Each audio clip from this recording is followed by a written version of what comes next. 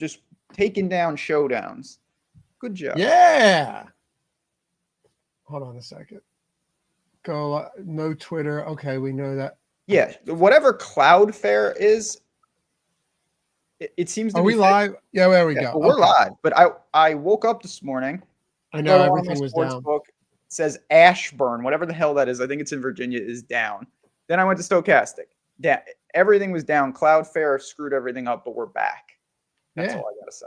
We're here. We're back. But it's still like StreamYard still won't connect to it. We probably have to reconnect everything. Whatever. We're here on YouTube. That's really all that matters. You know what I mean? You can't find us. You don't want it bad enough. So we're here.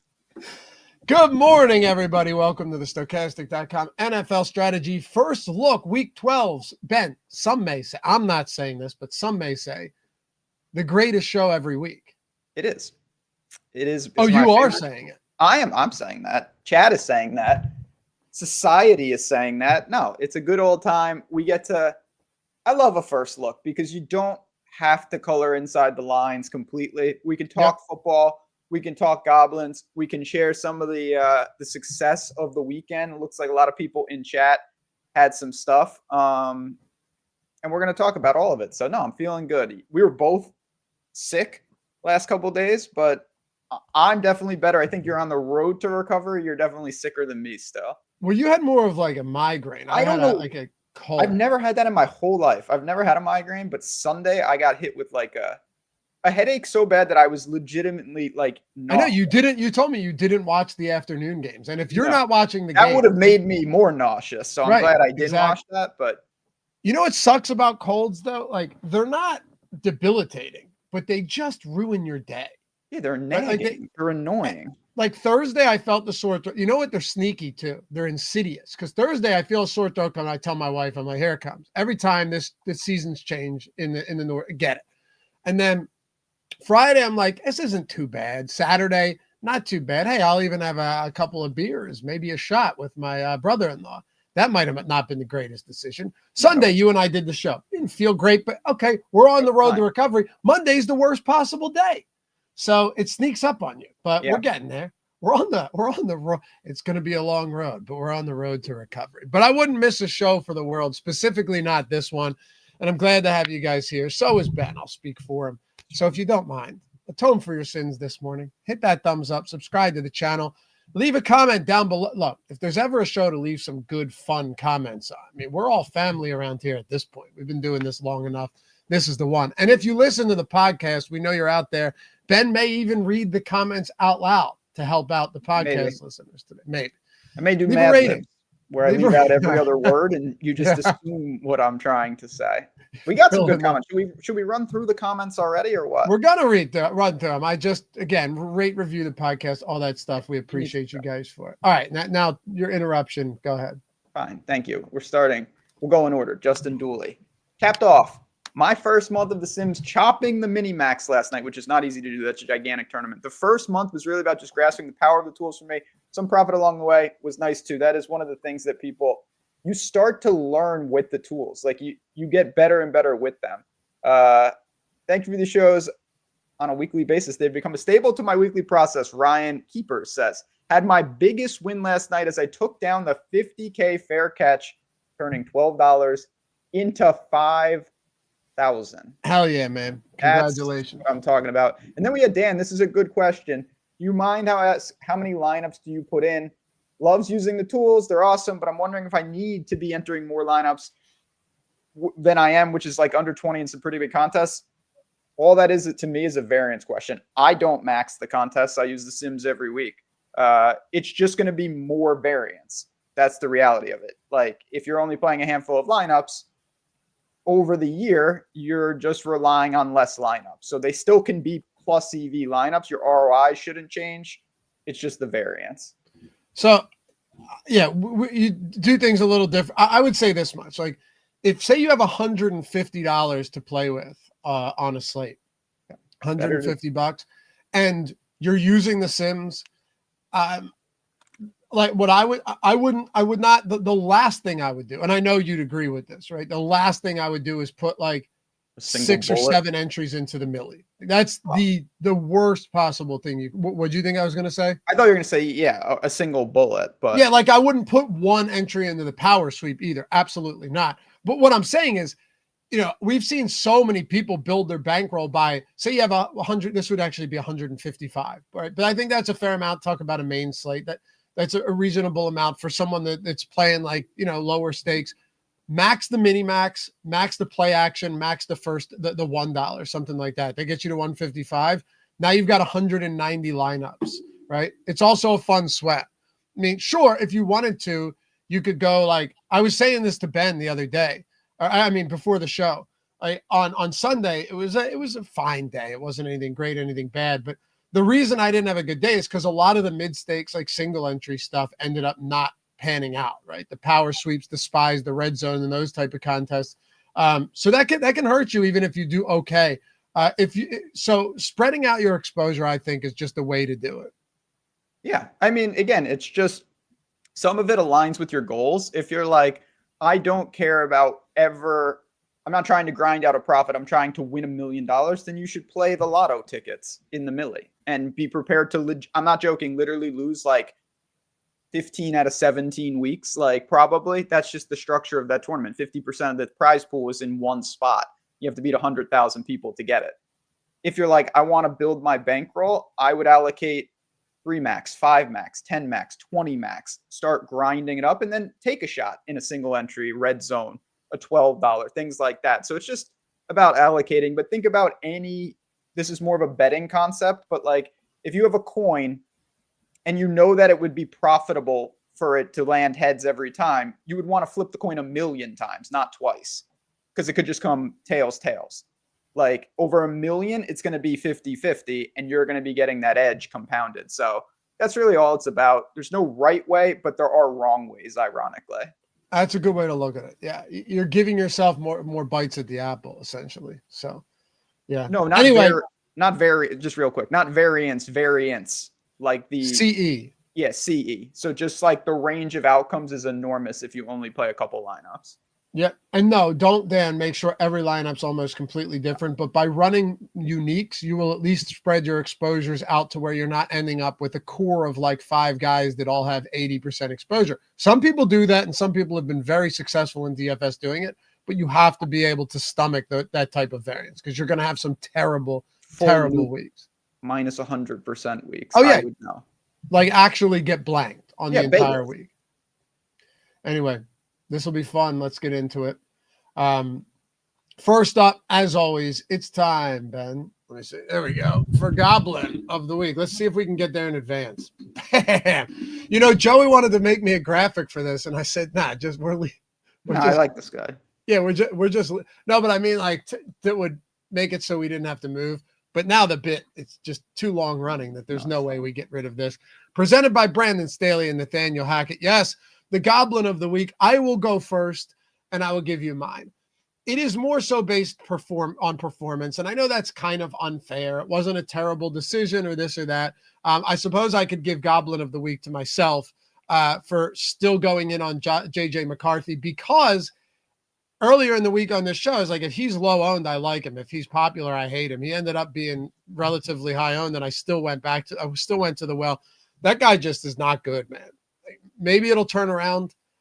I don't know. But at this stage of the game, JJ McCarthy, he had a good matchup, a good spot. And just, I know people were in the comments to me the other day were like, yeah, there were a lot of drops. I watched a lot of that game too. There were a lot of just terrible passes and terrible decisions by JJ McCarthy. Honestly, Carson Wentz is the better answer over McCarthy if he wasn't hurt right now. And now I can see why they told JJ McCarthy that his ankle was worse than previously assumed. That's why Goblin of the week. It's nothing flashy. It's nothing crazy. It was such a terrible, god-awful performance. And I bet the Vikings. So did you. I honestly wanted the Bears to win that game at the end, so that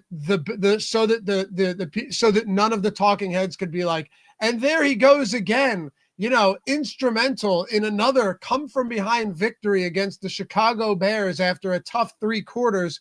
He came down and, I obviously I didn't want to lose the bet, but you know what I'm saying? There was a part of me that was like, good, you deserve to lose that game. You were terrible. I really didn't want to lose that bet. It was tied to some sick parlays, and You know what I mean, though. It's I one of thought I those things where weaseled I'm out. pissed They off did not about deserve to win the game. That's what I'm saying. I was pissed. And yes, he made one nice drive late in the game to take the lead, and then they immediately blew it on the kickoff. The Bears are a very lucky team, there's no doubt. But Minnesota, that was not it. The data, I'll tell you this, and this is a leak on my betting. The outlier data point that they beat Detroit on the road, it has multiple repercussions because I bet Detroit in that game, and then I bet Minnesota as a catalyst because of that data point, and that is going to be an outlier when you zoom out. I think you're right. Yep. I think, you know what else pisses me off? That, and maybe this is being an Eagles fan, because all of the talk now is about how they're sick of Jalen Hurts and AJ Brown, this and that. And don't get me wrong, AJ Brown has said some stuff that is pretty, not even inflammatory, but it's pretty evident how he feels. Is nobody talking about how Justin Jefferson, every time JJ McCarthy throws him an errant pass, is throwing his hands up and cursing and slamming his helmet? This guy sucks. Which I kind of don't blame him. Like, look, wide receivers are divas, but if you're Justin Jefferson, you're like, you got to find a way to get me the football. No doubt. And you're teeing me up because I have the answer. Let's hear it. This is not performance-based, even though he had a god-awful week. This is human. We live in a society-based. No one agrees on anything, literally anything at this point in the world. But one thing we should all agree on is don't spit on other people. Blanket statement. Just don't do that, Jamar Chase. That's not it. Ramsey punches him. I have no idea what happens. I'm like, why are you punching people? That's an incredibly stupid thing. You see the video? Looks pretty clear to me that Jamar Chase spit on him. Just don't do that. No, I'm not about spitting. Like, I don't like that in any regard. Not to mention now he's suspended. The Bengals are too irrelevant for that to matter. But what are we doing? Jalen Carter, Jamar Chase, please, can we stop with the spitting in sports?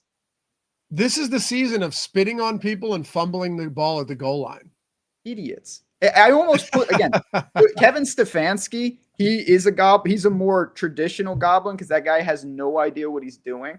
What did he do wrong in that game? I mean, the whole Shedeur Sanders thing is just like, I don't know exactly what goes on, but I'm pretty sure it's not good to come out after the game and be like, well, he never had any reps whatsoever with any of these guys. So, like, that's probably why he struggled. Like, you don't give him any reps? That seems insane. That seems not. Every guy on the line was like, well, we've never heard his cadence. So it was really difficult because we've never practiced with him ever. Shedeur also, I thought there was somewhat of a Goblin take by him when they asked about them booing. Not a fan. But they booed Dylan Gabriel, and they were asking for Shedeur, which, by the way, he sure acquitted himself well. And it's tough for a backup to come in, so I don't really care about that. But he was like, well, I'm really appreciative of like, they're asking him about them booing his teammate. And he's like, I'm really appreciative of like the fans and they like me. He's like, but I'm a good guy. He actually says, but I'm a good guy. So I don't like to see Dylan Gabriel or my teammate not have confidence. It's like, dude, don't you can't.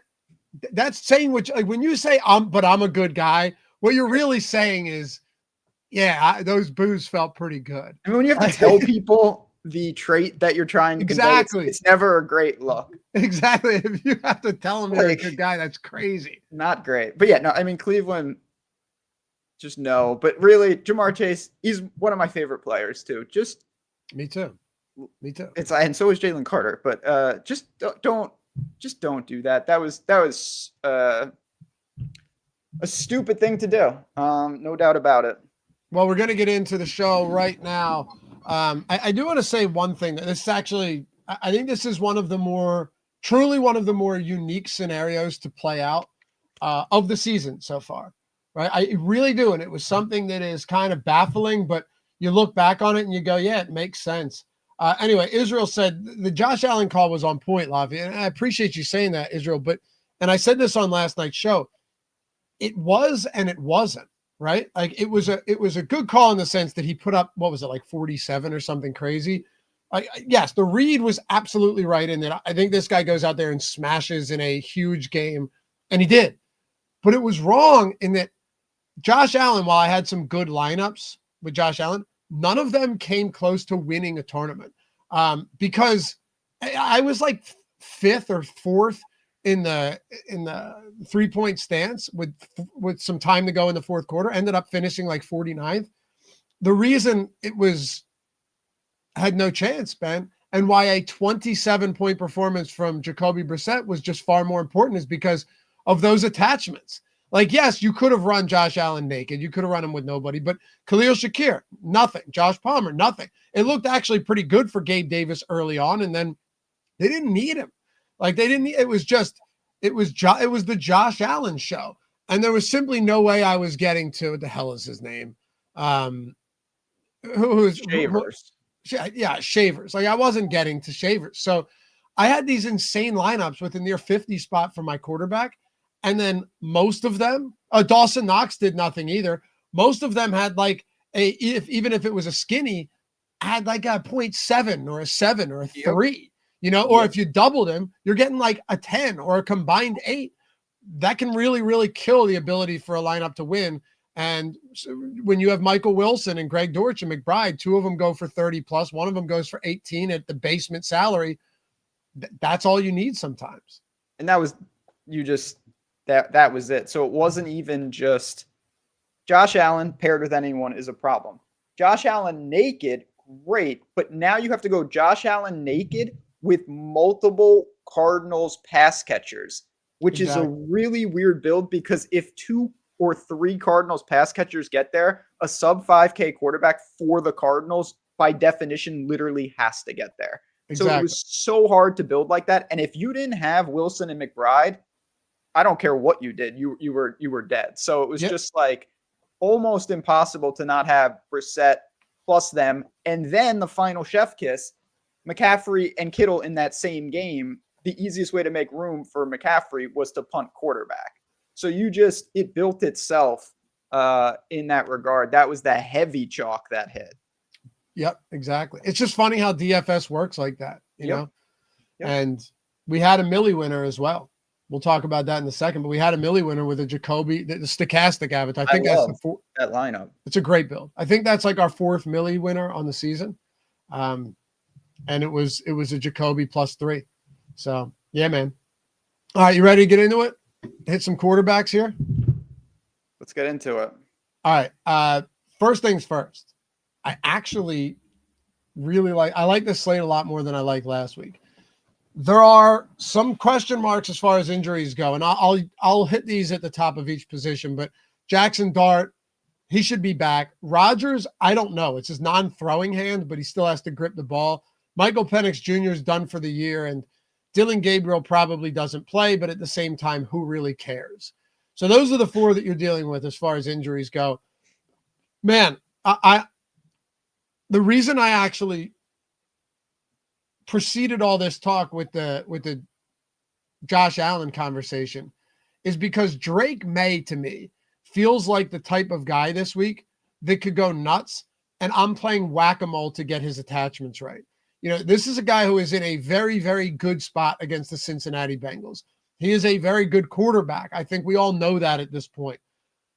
This could be the type of game where he pops off and has a huge game, but you're still having to decide between, Stephon Diggs, Kayshon Boutte, if he returns. Does Douglas or Kyle Williams, do one of them get a rogue touchdown? Hunter Henry. I still have a lot of interest here. He's sub 7K in arguably the best matchup there is, but trying to find those proper attachments can be really tough when you're stacking the Patriots. And it could just be Trevion Henderson. It's a difficult team. It's been a difficult team. And I don't think any of us anticipated having Drake May be such an expensive piece at the beginning of the season. Like, they used to be a cheap stack, and you could stomach it a little more. But now Drake May is, I'm very happy to see that. He's just the man too. But it's not an easy build. Cincinnati's disgracefully bad. I don't know, though. I think the the ability to mix and match is kind of there. He's just a little expensive. This is one, not to get the show started on a man note. I want to see how popular Patriot stacks are, because if Drake May's like 5%, I will have a lot of interest. But if he's for some reason really popular, I'm okay just having some tepid interest here. Okay, well then that's perfect. If that's the case, who do we start looking at? You have Mahomes against Indy coming off a bad loss. That game has legitimate shootout vibes. That's the spot. Yeah, it feels like it, right? They're out of free squares or get out of jail free cards. Oh yeah, it's over. It's over. Not the season, but the ability to just coast is gone. I mean, the season is borderline over if they lose at home here. They're quickly becoming irrelevant on this season. So they have to have it. I think they, probably will get it. But Mahomes, Worthy, Rice, Kelsey, it's a little more condensed.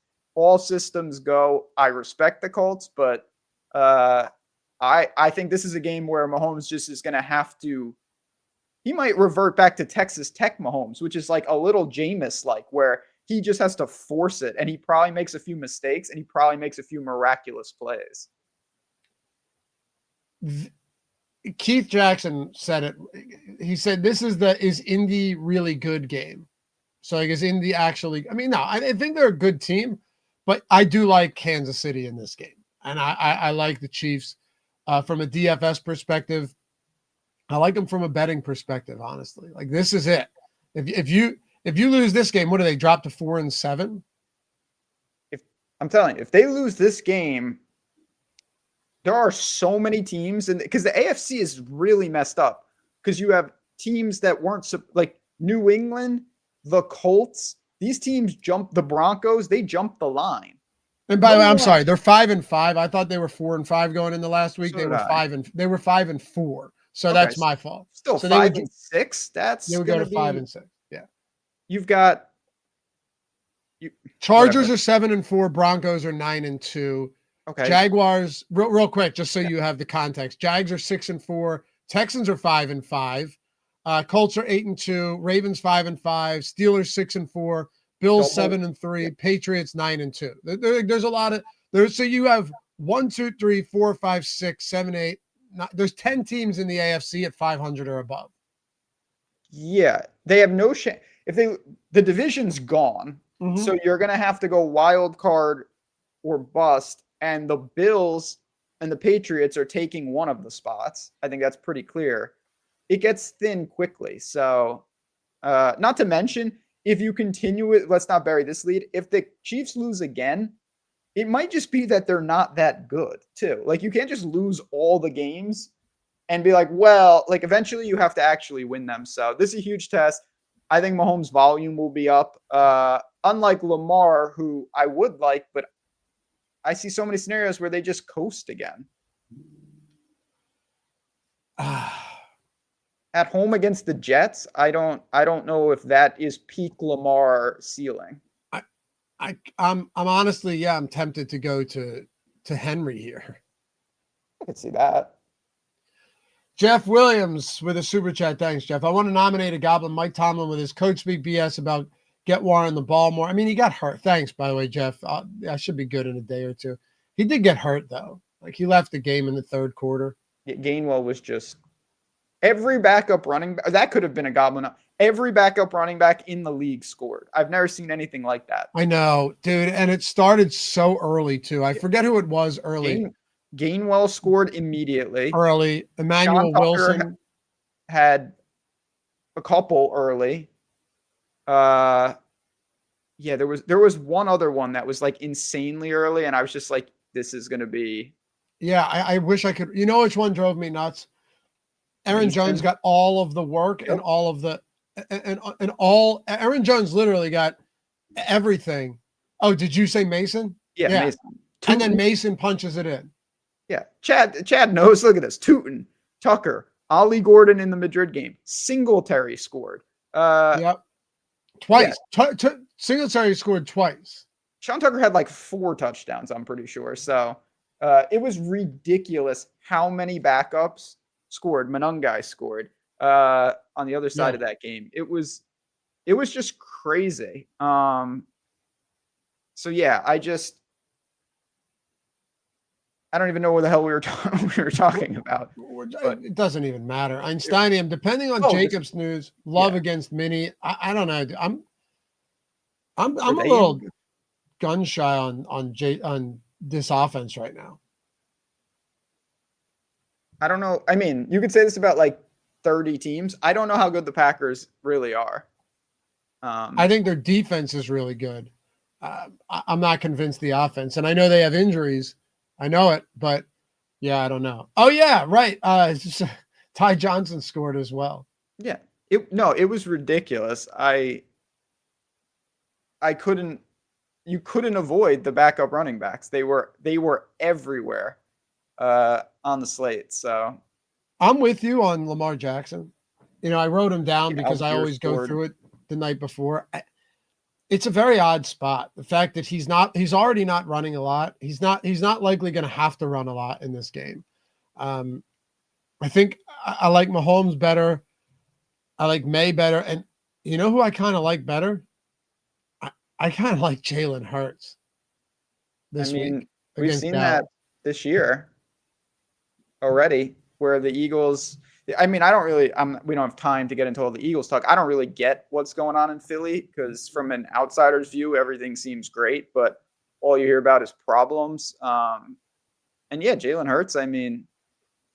Dallas last night did Dallas things again. Dak was absolutely fantastic. Mm-hmm. I get it. What? But that game has a 49.5 point total. There's a lot of quarterbacks to like, but there's one we haven't talked about that seems like the dream spot. Let me guess. Wait, it's not Brissett again, right? No.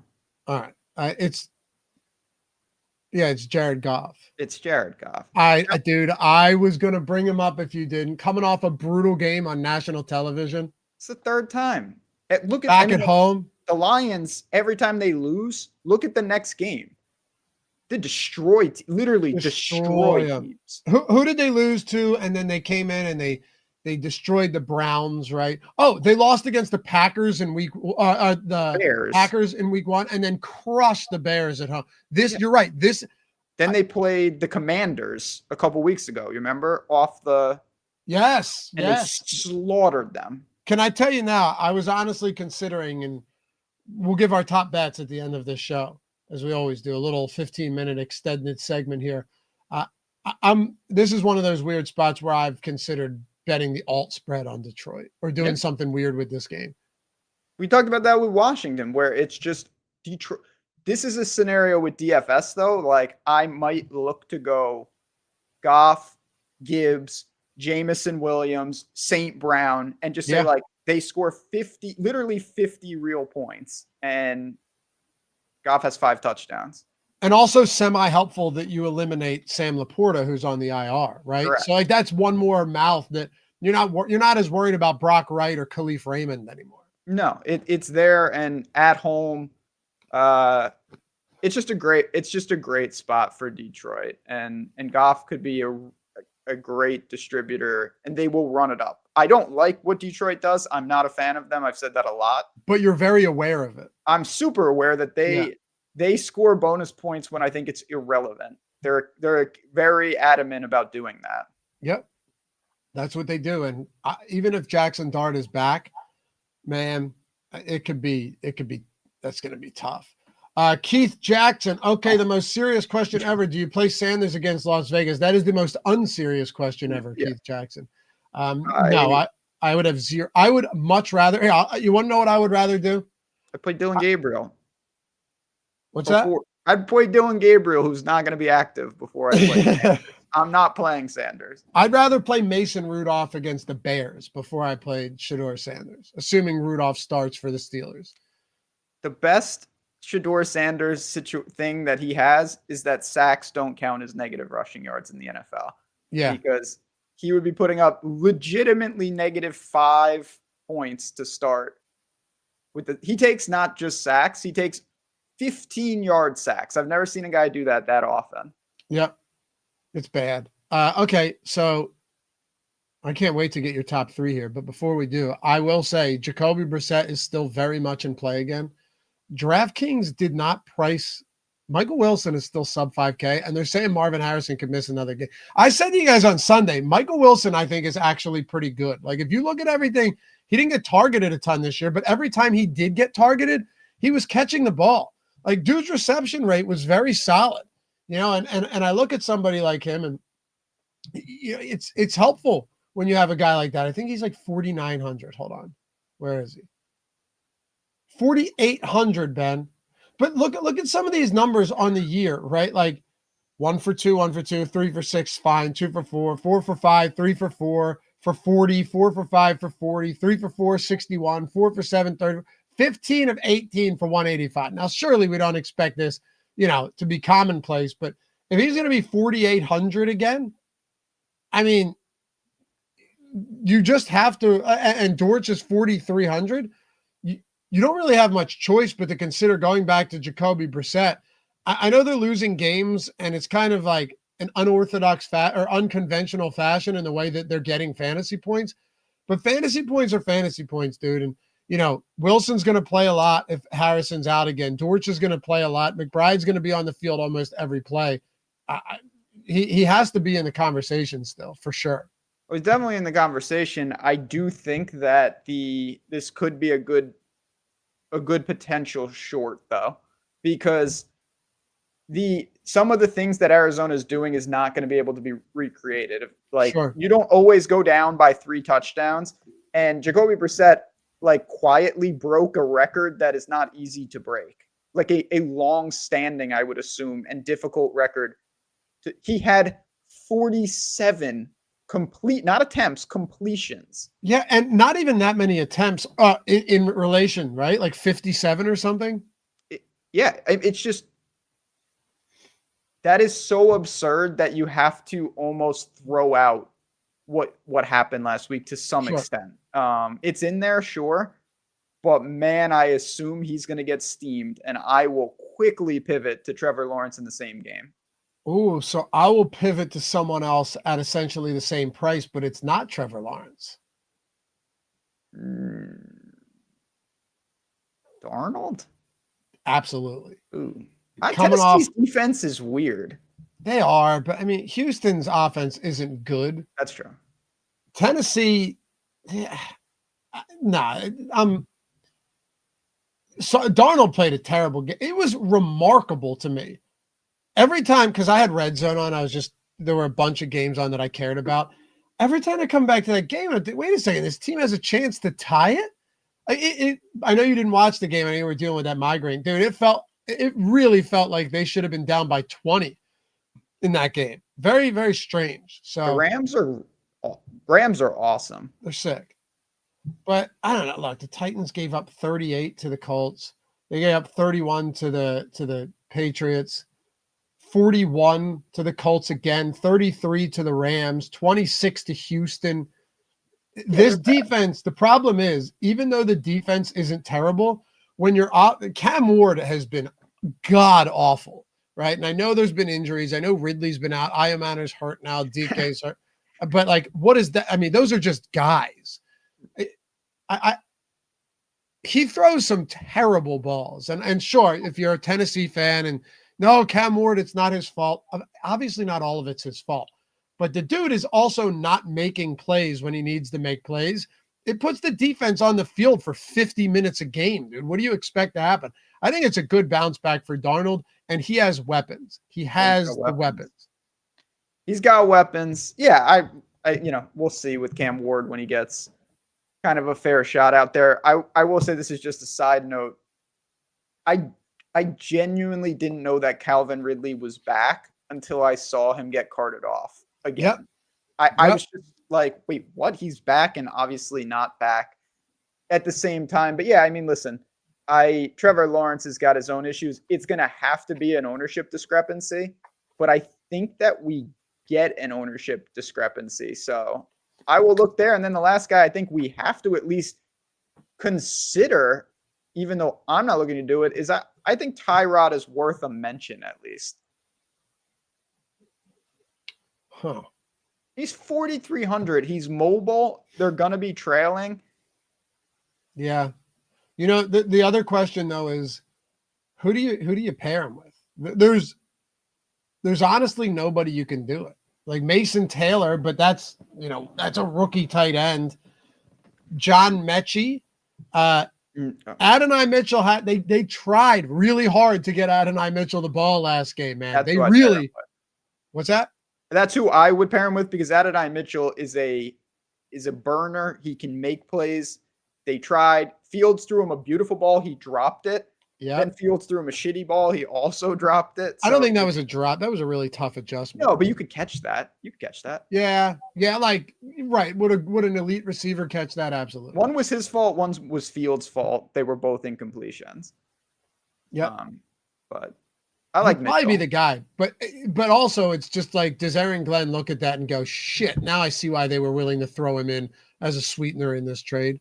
They just wanted to get rid of him. Aaron Glenn doesn't know what's going on. So yeah, I'm a firm believer that he is he's not a good coach. Head coach. Sorry. Great coordinator, doesn't seem to have it so far. Well, they're just so undisciplined as a team, man. If you watch that game, and I know Robert Saleh had similar problems, they're wildly undisciplined. I mean, not as undisciplined as the Cardinals. Hold on a sec. No, the Jets came out of a timeout and took a penalty for having 12 players on the field. How do you do that? How do you come out of a timeout with too many men? Okay. The Cardinals. That's my Goblin of the week. The Cardinals had 17 penalties for 130 yards on Sunday. That's the record for the franchise. That's impossible. 17 called penalties. Yeah, it's a lot. That's a lot. That's a lot of penalties. So, like, they broke a record for most penalties and most completions in the same game. They were doing it all. they were doing a lot of things. Yeah, that's pretty bad. But I'm telling you, that Jets team every week, Ben. Like, I know the personnel isn't great, but do you know how many times they've had ability to keep a game close? And you just go back and you look and you're like, well, if they didn't take those 3 straight defensive holding penalties, if they didn't have 16 guys on the field, and if they didn't have 3 straight delay of games, they could have been competitive. Like no team has more self-inflicted wounds over the course of the season this year than the New York Jets. Yeah, I can't argue with that. That's where I'm at on quarterbacks. I'm going to give you my top 3. Okay.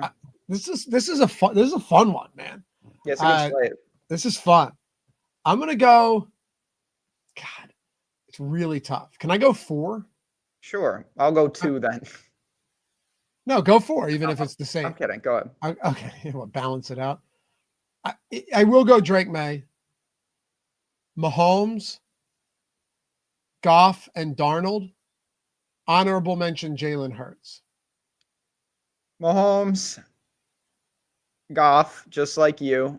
Trevor Lawrence.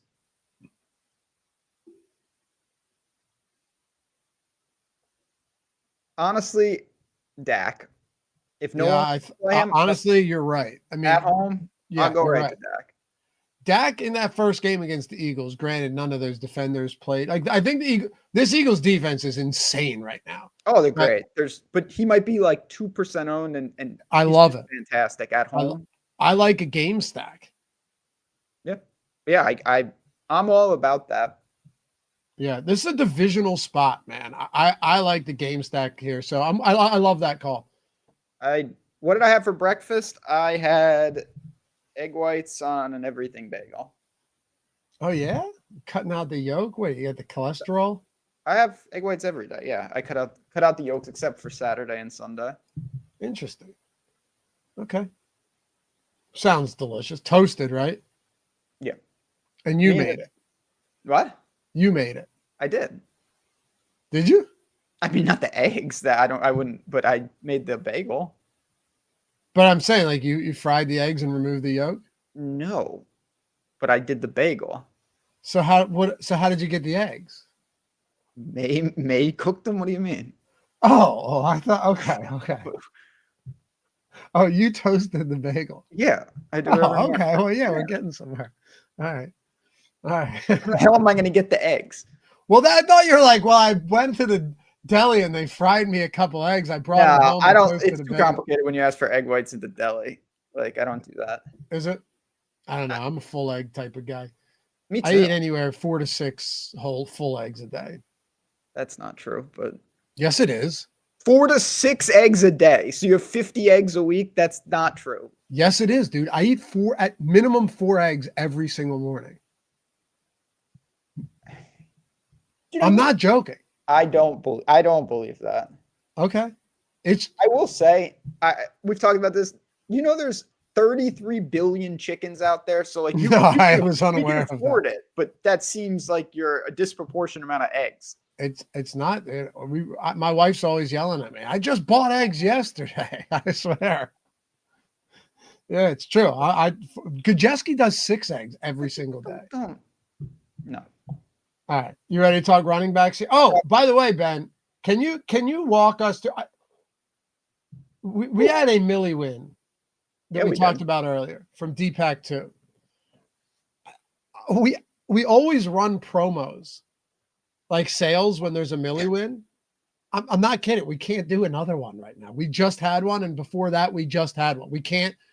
There's been too many Millies this year in the NFL streets. Usually it'd be like, oh yeah, sweet, let's get a promo in. We can't do another one. No, I mean the Millies are no joke. Like when we at the beginning of the football year, we always say as a team, like, I hope we have a Millie winner this year because it's such a cool thing. I genuinely didn't think we'd have 2 in like 3 weeks, and 3 or 4 for the season already. It's ridiculous. So we're gonna tell you again how to get the tools for free. Why don't you tell them? I will tell them. But first, can we just celebrate this lineup real quick? Please. This lineup, this just shows that you don't need to do anything crazy. A fantastic lineup. Brissett full stack. McCaffrey on the bring back. Then a twist or a secondary stack of Bijan and Tet. That is what did it. McMillan was the 2%er. He spiked the right defense. Aaron Jones made a lot of sense.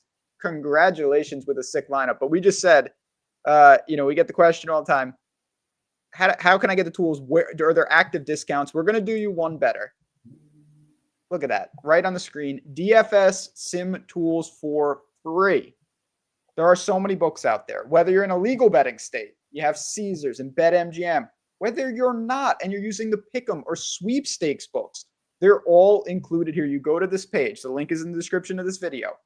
Pick the ones you want. And I say ones because you can stack these. So if you want to do 1 and get 1 month, that's great. If you want to do 3 and go into 2026, that's fantastic too. And we'll tell you how to break it up where you can get 1, 1, and 1. You press claim offer.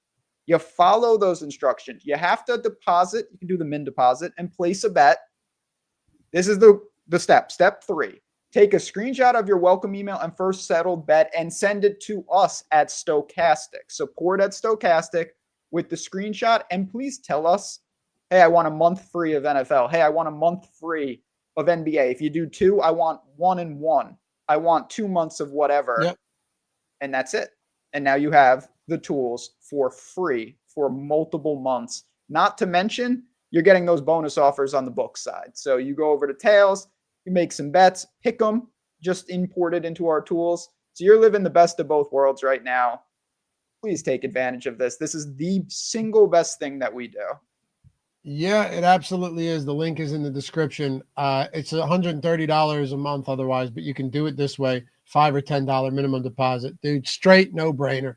So check it out. Jump on any of those sweepstake books, any of the sports books, any of the pick'em sites. We got you covered, man. If you haven't done so yet, that is the way to do it. Jump in, get the tools. Plus, you're getting them for Thanksgiving, for Christmas, through the New Year. Like you're getting, if you did it now and you signed up for 2 months or 2 books, you're getting, literally you're just running, what are we, November? So you're running to the, yeah, pretty much.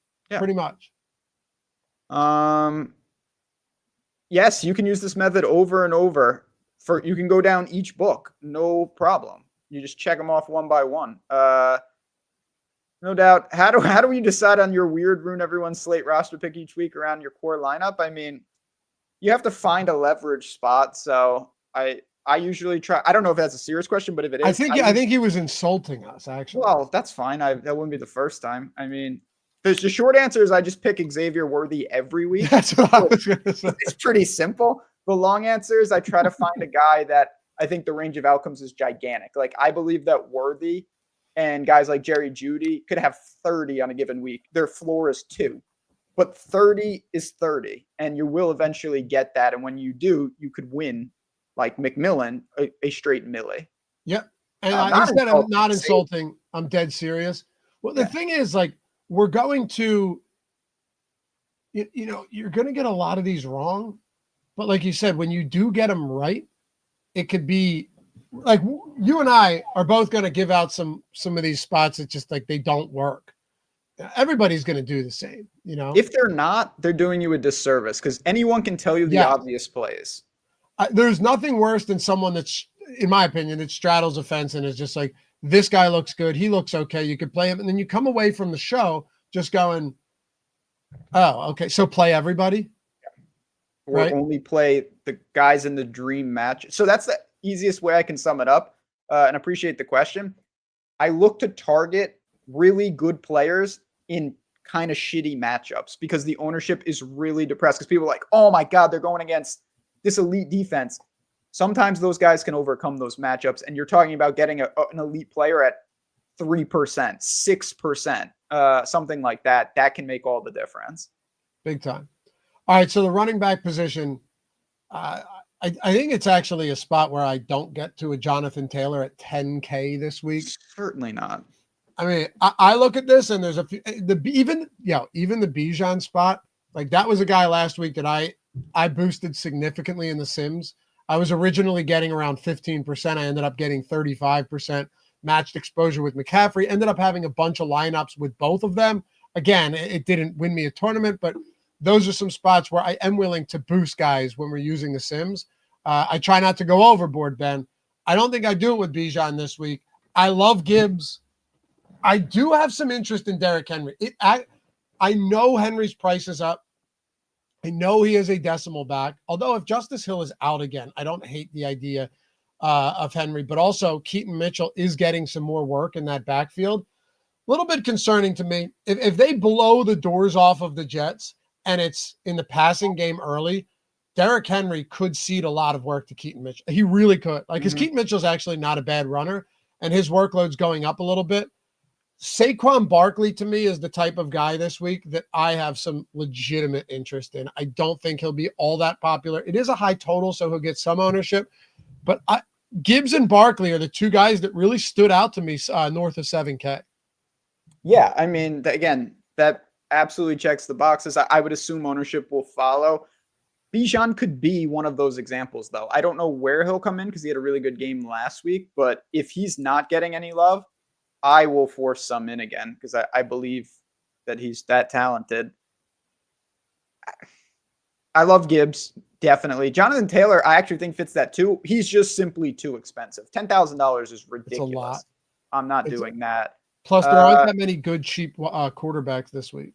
No, I'm just, that's crazy. Travion's the toughest one. 67, the price has come up. It should.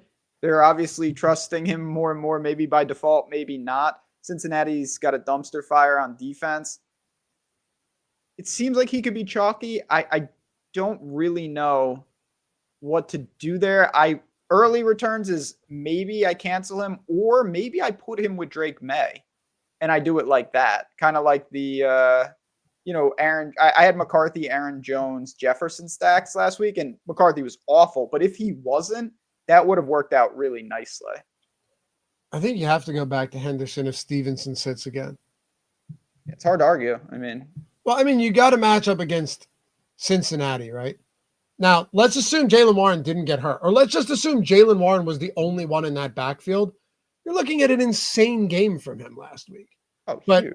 Right? But because you had Kenny Gainwell, Vulture won, and then Warren gets hurt, well, now you just have most of that production go to Gainwell. But the running back position still performed really well against Cincinnati. So if you go and look at the Patriots, I know it was a Thursday game, Ben. Trevion Henderson in back-to-back games now has played 84 and 88% of snaps, 75% the game before that. So if Stevenson sits, it's really hard for me to get away from Trevion Henderson. Now, if Stevenson plays, I'd be worried about it just because I don't know what Vrabel's going to do. I really don't. I don't know what Josh McDaniel's going to do. But if he's out, I think 6,700 is a totally reasonable price point. Yeah. I do want to say quickly, though, the reason I'm a little nervous about Bijan is, so Drake London's not going to play. Michael Penix Jr. is done for the season. The Saints defense is they're not terrible. They're not good, but they're not terrible. Kind of reminds me of the Titans in a way. Yeah. But, we've seen teams capable of just like not eliminating Bijan, but if Kyle Pitts and Darnell Mooney is a deep shot who they cannot get the ball to this year, if those are your only real legitimate options in the passing game, the whole game plan may just be, all right, don't let Bijan get away from us. Yeah, I mean, low key, keep in mind the Falcons once again for the 100th year in a row disgraced themselves permanently. Like, they're underdog in this game. Mm-hmm. So it's not like, they are a mess. Bijan's talent is so immense. It's an ownership. It has to be an ownership play. If him and Gibbs are close, I'm playing Gibbs 10 out of 10. If Gibbs is 22% and Bijan is 7%, I'm rolling some of those shares. What are you doing with Derrick Henry? I talked about him a little bit. I do have some concerns, but there's also like the 200 yards in the first half upside for Derrick Henry. This always scares me. It seems like he's lost a little, but he's still got hell of enough at home in a game like this to rumble. And he always has just touchdown equity.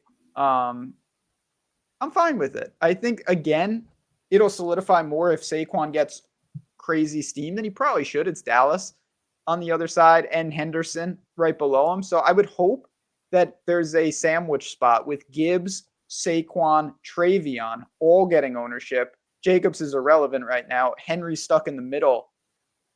I'm fine with that. I mean, Derrick Henry has proven time and time again he has tournament winning upside. Jordan says, Jordan Hoffnagel, Bijan going to be overrun. I'm dumping him out of lineups. JT going for 30 yards and 3 scores against the Chiefs. Look, if he goes for 30 yards and 3 scores against the Chiefs, that's a very disappointing game at $10,000. Yeah. Yep. You need $130 and 3. I'm not even kidding at this point. Like at 10K, especially with how insane running back scoring has been this year, like every single week, Ben, there's like 3 or 4 30-plus DraftKings point running backs. And they're from prices all across the map. So you've got Henry, you've got Barkley in favorable matchups, Henderson in a phenomenal matchup, Gibbs is a 11-point favorite, Bijan without London, if that's the way you want to play it. We haven't even talked about a few of these other guys down here. Like Chase Brown, it's ugly because it's a tough matchup, but if P. Ryan's out again and Jamar Chase is suspended, Chase Brown might have 10 points on receptions alone, not even yards, receptions alone. Travis Etienne's $5,900. There are definitely some spots. And by the way, Tootin is injured and may not play. If Tootin doesn't play, you have LaQuint Allen, but who cares? Etienne might just get a bell cow workload against a god-awful Arizona defense. The 10K is not saying Jonathan Taylor isn't good. It's saying that there are so many other spots where you're legitimately saving almost, in some of the spots, over $4,000 for guys, sure, less talented than Jonathan Taylor, but way better matchups and possibly comparable workloads based on what the backup running back situation on those teams looks like. I think he's really tough to get to this week. I would assume Jonathan Taylor will be really low owned. Me too. That is the least of my concerns, is worried about Jonathan Taylor. He's not factoring into the slate. I'm not worried about. I was just using it kind of as a segue into some of these mid-range guys that, it's not loaded, but some of them still look pretty good. Like if P. Ryan doesn't play, I know this team stinks, but Chase Brown is getting so much work, man. Like he had 27 opportunities last game with no P. Ryan. And it's not like they only scored 12 points. Yeah, Pittsburgh's defense looked okay. And, Chase Brown played 80+% of snaps again. Yeah, he's there. Judkins against the Raiders, who I hate that spot. It sounds weird. No, he's got the. Oh yeah, I'm sorry. You're right. Yeah, Judkins is drawing to one track, which is you have to play from ahead, and he needs to rumble into the end zone because he is irrelevant in the passing game. He's going to have his floor is always terrible because if he doesn't score, you have no chance. But he's an interesting pivot off ETN, who I think is the clear answer. ETN was running Wildcat snaps on top of his workload last week. It worked really nicely for them. He makes a ton of sense. I would assume that Chase Brown and ETN will be two of the highest owned players. But I do think it depends whether or not Pirine and Tootin are out. Oh, yeah, I think that's fair. They'll still be relevant, but they won't be crazy owned. Agreed. Last one. What about a $5,600 DeAndre Swift at home against Pittsburgh? I think it's playable, but to your point of like this situation with these backups, Monungai is a real factor in that backfield. He is. And he got goal line work with a touchdown. That's what I mean. That's scary. Wide receiver position. Let's go. Yo, I already posted a bet on tails, by the way. Do you want to see it? For Sunday or Thursday? For Thursday. Okay. All right. I posted some. You want Maction tonight? I got a bet up for Maction football game tonight. So bit of a rough patch for me lately, but I got to keep firing, man. If I find the spot I really like, I'm just going to bet it. And I'm going to share it with everybody. I know you're going to do the same, you know. Woody Marks, your boy. Yeah, I mean, look, dude, it's over 56.5 rushing against Buffalo. They're 5.5 point dogs, but they're at home. You can one-click tail it here. Well, there you go. FanDuel's actually at 63.5 now because this 59 has minus 144. This is 133. So I'm pretty sure like the standard line now is up to 63.5.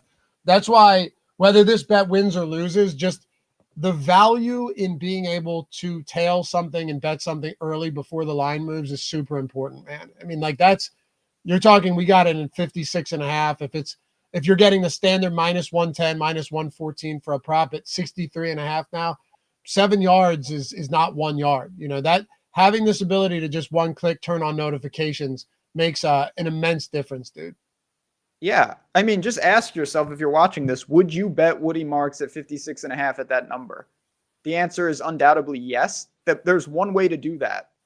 It's go to Tails, follow Loughy for free, and turn on your notifications. So when the bet drops, you get the alert and you just tail it right there. It takes literally 10 seconds. If you want to do the same thing for Maction tonight, I have a bet on the screen right there. Again, one-click tail. This is free content.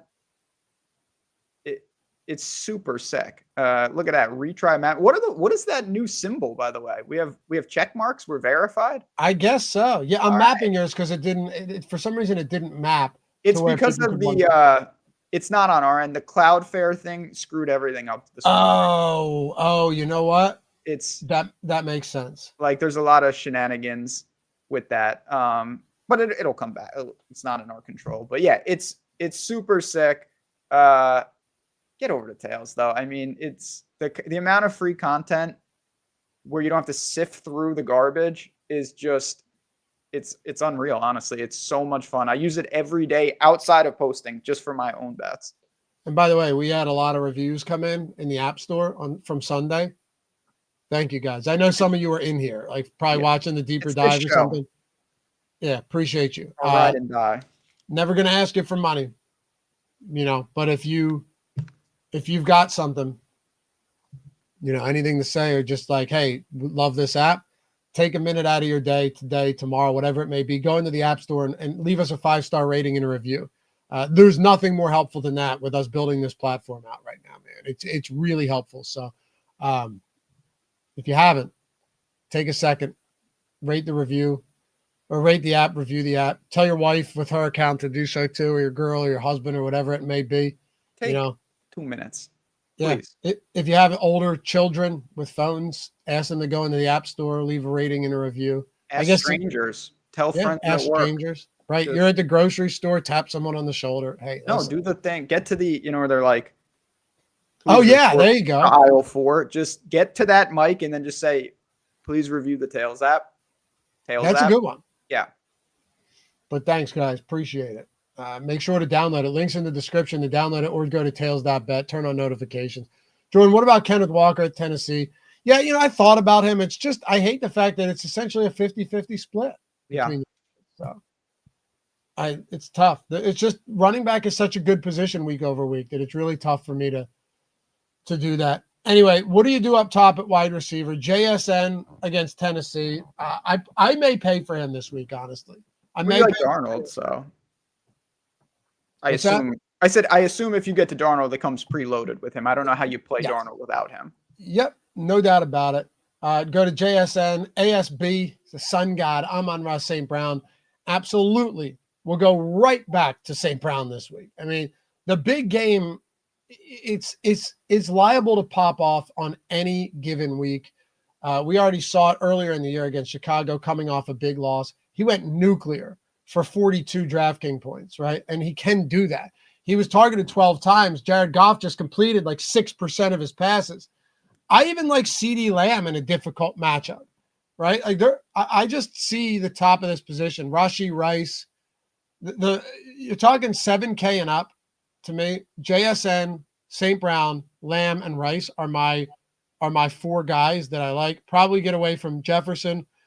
Jake London's likely not going to play. And then DraftKings actually preemptively priced up T. Higgins.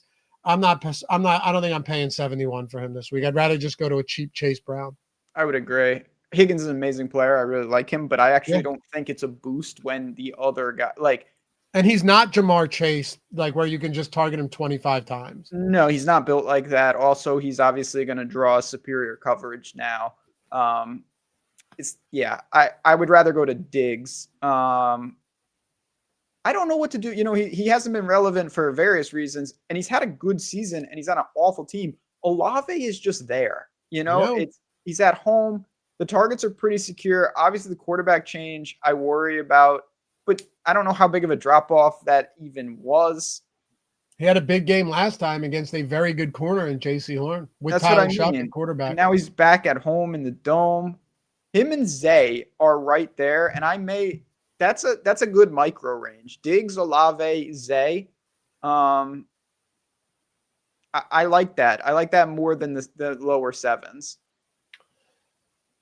I don't know what to do with Diggs. I want to play Stephon Diggs, but the 6,500 almost feels like you're paying for his ceiling. But it's such a good matchup, man. It is an incredible matchup. I feel good about it quietly. Picking up the targets lately. Yeah, you're right. 19 over the last 2 games. Yeah. It's there. It's there for Diggs, and I think most people are. If you get to Drake May, sure, but the majority of people, if you're not stacking a team, take one player, and Travion is that player for most. So by that, Diggs is natural leverage within the offense, and I do like that part. I think could just have the crazy, out of the blue, insane game. He's been quiet for a long time. His quarterback missed a handful of weeks. Zay Flowers. Yeah, I agree with that. Zay it's the same. It's funny. It's the same parallel. Derrick Henry could blow up, no doubt. No one, sub, 1% of lineups will have Flowers, Henry. So I was thinking the same thing, man. Yeah. That's another opportunity there where you can isolate. I don't think Lamar factors in. Zay is a legit player. The targets are not secure. You're working with only a handful. He's a big time player. Flowers, Henry, no Lamar, to me is one of the most interesting builds you could make this week. Yeah. I mean, it's definitely there. Well, think about it. Lamar could throw 2 touchdowns and have an okay game, and Henry could run 2 in. That's very much in the cards when you have a matchup like this against the Jets at home. They're what are they, 13.5 point favorites or something crazy? I don't know. It's got to be a lot. Yeah, something like that. Wow, Seattle's 13.5. Seattle's 13-point favorite on the road. On the road, I know, man. And I honestly want to bet Seattle in that spot. The Titans' defense is so dreadful. Offense. Their offense is so bad that I don't really know how they move the ball. Yeah, I mean, they don't is what. That's what they've been doing so far. They just haven't done anything. Yeah, they don't move the ball. They can't move the ball. So, anyway. Those are the spots that I like. It's interesting that we're both on the same page with somebody like Zay Flowers. I really do think it's an interesting spot. I'll go back to a $5,900 AJ Brown, Ben. No problems with that. Devonta's 56, Metcalf's 53. Those type of spots are interesting. And then once you get lower down, Michael Wilson at 4,800 if there's no Marvin Harrison Jr. I don't disagree with you that the ownership on Jacoby Brissett is going to dictate a lot of what I do. But Jacksonville's secondary is not scary at all. If Wilson is more so just like he's 4,800, if Harrison doesn't play, how do you not get to Michael Wilson again at sub 5K? He's clearly going to see a lot of targets. He certainly is, but I think one other guy that you have to consider, and I know you are, is Jameson Williams. He is coming off a big game. He's sub $6,000. There's no reason not to consider him, both with Goff or just independently. And you did have Detroit's offensive coordinator during the bye say I let him down. I've let him down. And the last 3 games coming out of the bye, he has had 6, 7, and 7 targets. They're clearly finding ways to get him the ball in space, getting it downfield. He scored in each of those games. Not to say that he's going to score again, but he's definitely more involved, and they're definitely getting him opportunities to make big plays, right? Like you look at his long reception in those 3 games since his offensive coordinator said they're going to figure something out. 37, 41, and 40. The big play potential is absolutely there in a game like this as a huge favorite. I'm with you. No doubt.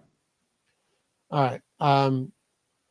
And then if Kayshon Boutt's out, $4,200 Mac Hollins has to be in play against Cincinnati. If you're stacking Drake May, I think that's a real spot to consider. Yeah. I mean, again, that's once you get down here, you're mostly drawing to stack attachments. Yep, pretty much. So we'll pay attention to some of these injuries. Like I said, Kayshon Boutt's out or questionable. Jamar Chase is suspended. So that's why the T. Higgins price point came up.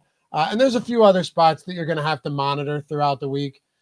But aside from that, I don't think there's all that much going on. Like Slayton and Torrey Horton and Bateman and Ridley's out. Brian Thomas being another one of those guys. I assume you would go back to Brian Thomas since you've talked about Trevor Lawrence if Thomas plays. Yeah, I'm fine with that. But if not, I feel good about Parker Washington, I thought he represented himself pretty nicely last couple of weeks. Yeah, I have him on the list too. Don't mind him whatsoever. 5,200 looks good to me. Tight end position, Ben. All right, so I do not think that this is a particularly deep tight end position this week. There are a few guys we'll talk about. Kyle Pitts was no good last week. I had a decent amount of him. Trey McBride and Kelsey up top. They make a whole lot of sense. A lot. Kelsey's 5K. McBride is up to 6,800, but he's just so dominant that he remains viable. You just have to look at him as a wide receiver at this point. I mean, he's incredible. I think the interesting wrinkle here is if everyone goes to get McBride or punts, what does Bowers' ownership look like? Because Bowers had another 12 targets last night. He's in a tough matchup. He is real interesting to me here. I will go to Bowers if he's cheap. Not cheap, if he's low owned. You know the reason I'm a little bit worried about that? If you watched the game last night. I did. That Dallas defense just relentlessly got to Geno Smith. And Myles Garrett is a freak of nature. Like this guy is a true one-man wrecking crew. He had 4 solo sacks, I think, last game. He had something like 10 quarterback hits. He's unbelievable. I don't know how this offensive line is going to hold up against Myles Garrett. I really don't. I really don't. I mean, they probably won't. Yeah. Like I don't think it's going to be pretty. I just don't. If Bowers sees 10 or 12 targets again, he's so good. He is. I'm not denying that. I'm just saying Geno and that offense is so bad. I mean, the Raiders are quietly, I don't know how bad, but they're pretty bad, which is just hilarious because the Raiders, don't forget, went into New England to open the season and won. That's right. They did. Yeah. And talk about a bad data point. I mean, what a ridiculous win that was in hindsight. Wow, dude. Gino was under pressure 41% Yeah. of the time yesterday. That's a crazy I needed Genti to score really badly last night, and he had an actual 0% chance to score. He would get the ball, never mind not having a lane. It was just instant 2 guys. Like, he has no opportunity. Mm-hmm. It's a joke, but No chance. Still, Bowers is just, he supersedes all of this. Would you go to Kyle Pitts? And before you be like, no way, with no Drake London in a spot like this, would you consider doing it? Kirk Cousins looked awful, by the way. Kirk Cousins is very done. Yeah, I would go to Kyle Pitts, but I'm more of a Kyle Pitts truther than most, and he's showed some real. I know it's been disappointing lately. I thought there were moments this year where he showed some real flashes. The price is fair. I don't think it's great. I think it's fair. So you don't have a lot of options. We'll see. You go to Hurts, maybe like a Goddard. I really just like don't have a lot else in the cheap. Like Hawkinson's not a thing. And then the rest Hunter of it. Henry. Where is he? Oh 39. yeah, 39. That's fine. I have one like possibly sneaky guy that could really just do nothing, or he could end up being critical in a spot like this. Warner? No, but he's coming off like a 12 or 11. I don't really understand that, but yeah. And he had, I think, 0 targets the game before that. That was pretty wild. Isaiah Likely's 2,800 or something. I keep trying to do that. And I know, but you look at last game. No joke, man. If you watched any of that game, Lamar Jackson had 0 time to do anything. That Myles Garrett was in his face the entirety of that game. It was nuts, man. It was crazy. If Cleveland had, no joke, if you took Jameis Winston or I'll go a step. If you took Russell Wilson, Cleveland probably wins that game. That's how bad their quarterbacking is. You can take, and I know maybe Russell Wilson's a stretch, but you see what I'm getting at it. Like the defense was so good up until that final play or that final touchdown, which was that trick play on the rush with Mark Andrews. Yeah, the sick play. It was cool. I mean, they had him where they wanted him. They just couldn't move the football because the quarterbacking is trash. But anyway, yeah, it'd be Hunter Henry for me. I think that's a pretty nice option up there. That him and Pitts, Goddard too. Goddard at 4,200, I actually think could be the answer. Goddard and a couple of people in chat mentioned Noah Fant. I think that's reasonable. I see the angle there for sure. Sure, picks up the targets. Could definitely be playing from behind as well. Yeah, Noah Fant's actually a nice looking option there. Like that. It's not bad. Because remember, Mike Gesicki had some big games last year when they were down, when they didn't have their full complement of receivers. So one defense under $3,000, and then we will get to our favorite bets of the week. Don't go anywhere for that, because Ben and I have to, repent after last week. I really thought Minnesota was going to win that. I really like the Minnesota Vikings. God, they cost me so sick. All right, sub 3K. There's 2 answers in my opinion. Well, there's one. To me, there's. All right, there are 2 answers. That would be the Browns and the Saints. You nailed it. Yeah. Now,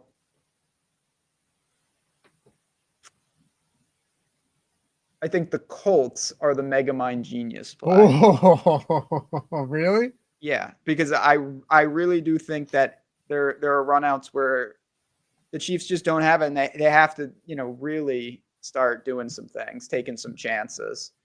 All right. My Mega Mind Genius play would be the Vikings against the Packers. I think it's similar. Same kind of concepts. Like, Love has to, at times, make some really dangerous throws. Yep. I don't know how I feel about Jordan Love this week, man. I don't know how I feel about him in general. And that leads us into our bonus segment for the NFL First Look Show Week 12. Top bets heading into the week. We will have some fun with this one, and I've got a few bets on tap. I know Ben does as well. stick around because the next few minutes we're going to be able to lock some stuff in. We'll post them over to Tails as well. You can one tap bet them, right? Just turn notifications on. You no longer have to worry about going and finding these bets. If I post a massive long shot parlay or Ben does, you don't have to find every leg and manually add them into your bet slip. No, all you have to do with that teaser Ben's about to give you is simply click one button and tail it from whatever books have the best odds. That's all there is to it. So make sure you have the Tails app, download it in the App Store, the Google Play Store, or go to tails.bet, follow Ben at JazzRaz, follow me at Loughy. That's all there is to it. So I'm going to give you one. And you have to tell me whether or not you're interested, right? And I don't think you will be. I don't think you will be because you love the team that I'm fading here. Go on. I like the Bucs at +6.5 against the Rams this week. The Rams are coming off a crazy big emotional win. Like you see Sean McVay in the locker room post-game, big win, 2-point win against a very good divisional opponent. And the Bucs are coming off, I think, not 3 straight losses. That's not true because they did beat the Saints, but they've kind of been stammering a little bit now. And I think you get Godwin back. Him and Bucky Irving did practice towards the end of the week despite being ruled out. I like this to be a competitive game. I do like the Bucs +6.5. Now, of course, if you can get it at 7, that would be fantastic. I don't think it moves to 7, Ben. I think it's going to stick exactly where it is. And right now it's at +6.5. I know most people are going to love the Rams here. I actually like the Tampa Bay Bucs. I definitely not with you on the Bucs, but I'll say this, I'm not against you either. This is a tough game. You know, Tampa, first of all, I don't know what these schedules, I feel like the schedules in the NFL are I know that there's a method to it and stuff, but some of these teams, like Tampa's getting railroaded on this. My God, like, is there a harder stretch? This is ridiculous. So it is really tough. Now, they were in that game with Buffalo. You look at the final score, and it seemed like Buffalo controlled. They absolutely did not. I remember listening, 11 lead changes in that game. It was 10 very or 11 back lead and changes. forth. Yeah. So, yeah, listen, you're going to get a team there. The Rams defense has been unbelievably good. Like, they have held everybody down. They make the plays. Kyron, Nakua, Stafford's playing MVP level. Tough game. It's a tough board. I will say this. It's only Tuesday. I'm going, just scroll up 2 inches. I'm betting the Saints. I don't care. The Falcons are cooked, and now they're even more like Drake London, no. Penix, gone. The season is done. They're on the road. The Saints are resting. The Saints all year, I've said this, the Saints are one of the best bad teams. And what I mean by that is like they'll cause some problems for teams. No, they're not a good team, but they can beat you. They play hard. They're not like the Titans in the sense that they have a defect that is almost impossible to overcome, or like the Browns with their offense. The Saints are just a pretty below average team, but they're balanced. They're always better at home. And honestly, outside of Bijan, the Falcons are just a mess. And now the defense has kind of turned back, not in a good way. I was really bullish on that defense, and it's not working out lately. No, it's not working out at all. And this is the type of spot now where I'll eat my words. I said that I think the Falcons were actually a good team early in the season. They trick you every year. When they beat the Bills, it wasn't just the one game against the Bills, but it was like, oh, they finally got a pass rush. They're finally figuring things out. And they have found ways to lose him. Now, I will say, if Penix did not leave that game, I think they beat the Panthers. I really do. But they were also up like 21-6 and found the way to squander it. So one way or another, it was another embarrassment for the Atlanta Falcons. I liked the Falcons last week. I told you the Falcons, Miles Westfield, you have to fade the Falcons when everyone else is on them and play them when everyone else is off of them. This is honestly very legitimate logic. I honestly agree with that, and that does make me scary because everyone's abandoning the Falcons, so they probably look just ungodly good this week. But honestly, this is a personnel situation. They just don't have the weapons right now. I really don't see it with Atlanta this week. Saints were the team that stood out the most, but I do have a couple more for you. I want to get your thoughts on a game real quickly, though. before we get to your other spots.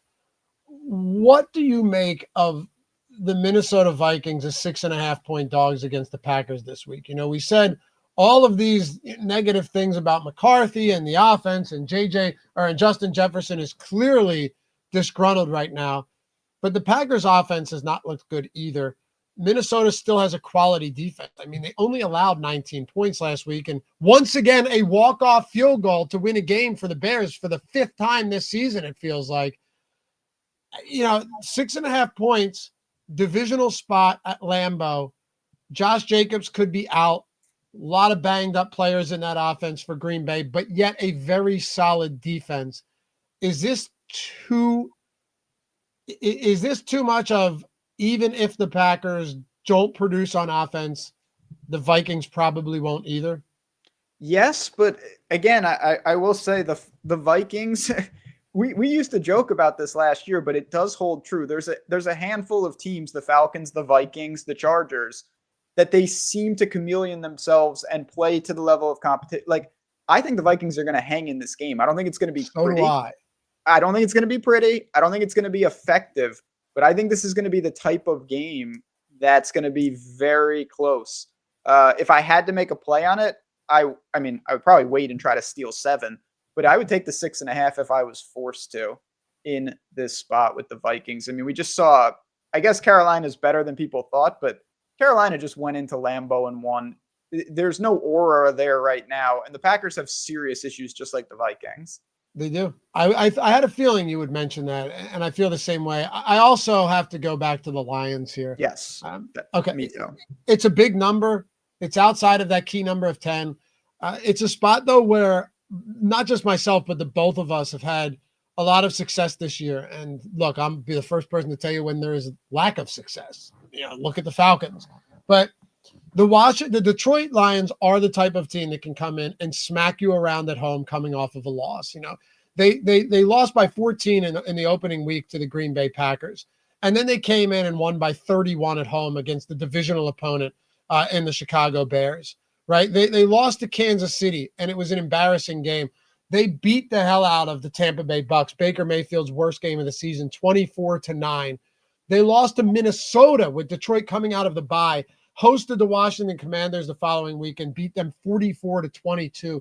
There does happen to be a pattern with Dan Campbell coach teams and Jared Goff quarterback teams when they come back home after a bad loss. And make no mistake about it, dude, that was a bad loss last week. I also think they're pissed about that phantom defensive pass interference call. Yeah, I mean, you mentioned it. 3 losses this year, 3 wins, all by double digits in the following week, 2 by 20 plus. Yep. It's a real split. Some of that stuff, trends, I don't think are overly actionable. I do think this is actionable. Detroit going home, awful spot for the Giants. Just awful. You're just catching them at the wrong time. Yeah, I mean, I feel really good about them. This is an alt situation. This is a halftime, full-time. This is onslaught. I think there's a lot you can do with Detroit, but they seem really poised to just take out frustrations like they've done after every loss. Dude, halftime, full-time might still be minus 300 in this game. Yeah, probably. Just because of, you know, you've mentioned that they keep their foot on the gas. What do you make of the Seahawks and the Titans? Because I thought about doing a little 3-team teaser because there are ways to do it. You could do a 7.3 team teaser. You get the Lions. That actually wouldn't work with the Lions because it'd be at 3.5. But I don't even want to tease the Lions down. No, the Lions are. I would go to, like, not that I bet pleasers, but if there was a time, that would be the time. Like, move them to 16.5. Yeah. Yep. Seahawks might just fully rout the Titans this week. I don't know what to do with that. The Titans can't score. I don't like that spot, but the Titans just, unlike the Saints, to me, the Titans have a problem that's not going to be fixed. Them and the Browns, I know we got a lot of Shedeur Sanders fans in the chat. If you really like Shedeur, you should take advantage of that because you're going to get great prices on him doing anything. Yep. I won't be doing that, but more You power. should also be hammering the Browns money line, because if Shedeur is even halfway decent as some of you think he is, there's no reason to bet against that Browns defense.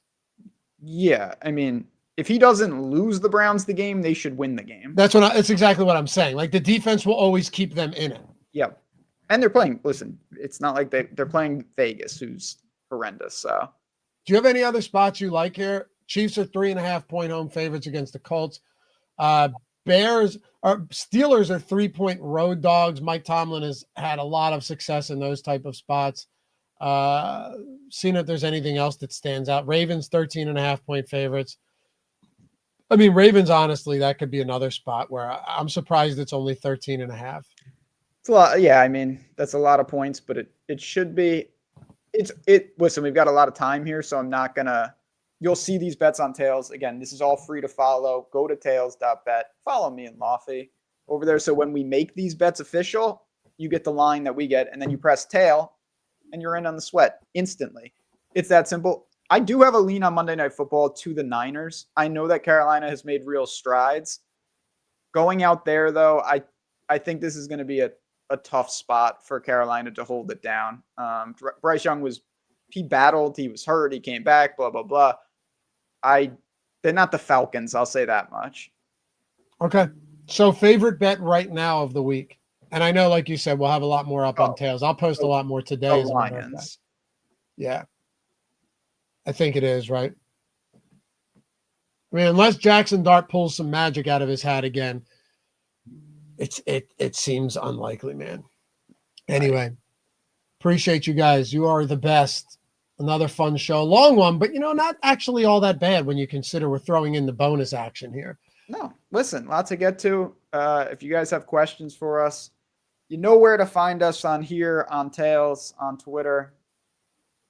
It's going to be a good week. I feel good about this week. It's a really fun slate, both for betting and for DFS. Yeah, man.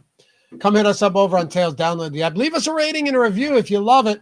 And remember, you can always find us back here. Plenty of shelf life. If you didn't catch it live after the fact over on the Stokastic YouTube channel, that's where to find us. As always, appreciate you guys. We'll see you back here soon. Ben and I can be found on Tails and over on Twitter at JazzRazBets and Loughy. Our handles are right there. We will catch you back here for the next one. Bye-bye.